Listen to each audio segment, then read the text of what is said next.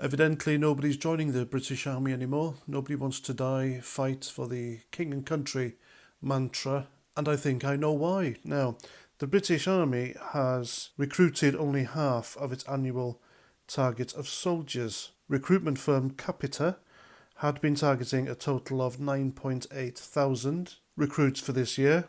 However, the firm has only attracted around 5,000 since April last year.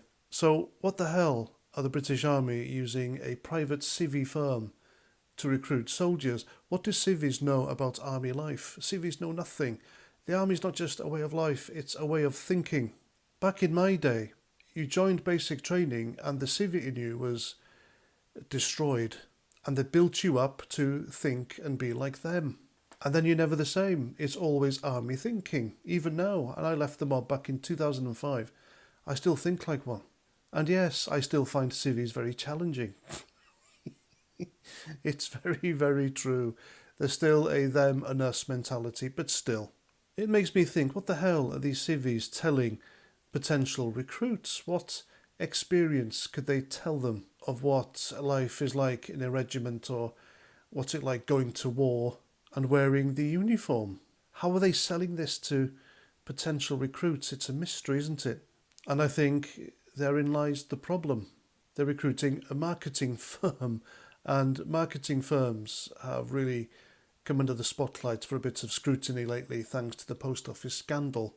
Because it's thanks to people with a background in marketing that put the firm first before its employees, and, the rest is a mess. And that's what's happening here. I think they're treating the British Army like a firm or a business when it's anything but. I can remember still being a young lad and seeing my local regiment, the Royal Welsh Fusiliers, turning up every now and again to sign up recruits, and they didn't have a problem. Now, I do have some insight into modern British Army life, thanks to people who are still in it, serving, and people who tell me on social media, and it's very, very different to when I was in 20 odd years ago. And back then, in order to get on in the British Army, you either had to play the game or, through sheer luck, have a great army career and progress through the ranks thanks to nepotism. And my regiment was rife with nepotism and favouritism. And of course, there were no wars before 9/11, and regiments did arms plot moves to different locations, either in the UK and abroad, and stayed there for 2 years until moving on. There was no political correctness, bullying was rife, and regiments were full of people or men from different walks of life. You had your scumbags, you had your thieves, you had your sexual deviants, you had your natural comedians, you had your very, very hard men, you had your keen soldiers with all the gear but no idea, and on very rare instances you had very natural leaders who everyone gravitated to. And so your rifle, your kit, and then yourself, if you stuck by those rules, you can't go far wrong. But it's all different nowadays. The army is full of political correctness. They still employ this ridiculous far-right indicator, which points out a patriotic soldier who wants to defend his country and mark him out as a racist for being so. And of course, there's the multiculturalism and diversity bullshit.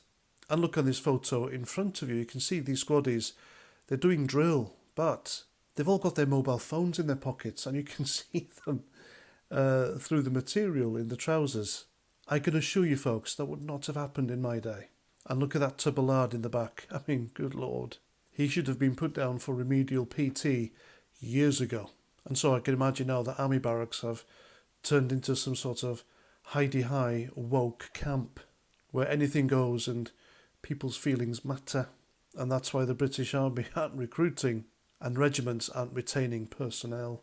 Or maybe youngsters are quite clued up now and they can see that Britain is heading into a war with Russia and they want no part of it.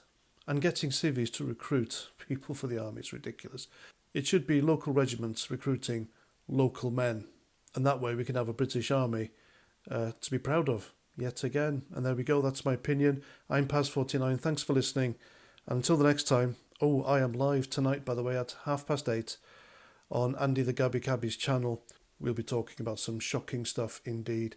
Corruption, harassment, and everything else. It's got everything. So I hope to see you there. And that's that. Till the next time, Roger Trout.